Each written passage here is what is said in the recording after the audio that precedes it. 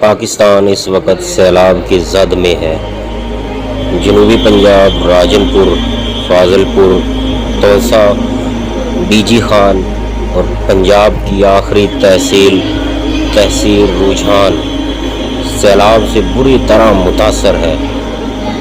مکانات ڈوب گئے، لوگوں کا مال و متاع ڈوب گیا، سب پانی میں بہہ گیا، سامان ڈوب گیا، لوگوں کے بچے ڈوب گئے، لوگ پریشان حال ہیں اور لوگ کسی مسیحا کے انتظار میں بیٹھے ہیں کہ کوئی آئے اور کھلے آسمان تلے بیٹھے ان بے یار و مددگار لوگوں کی مدد کرے۔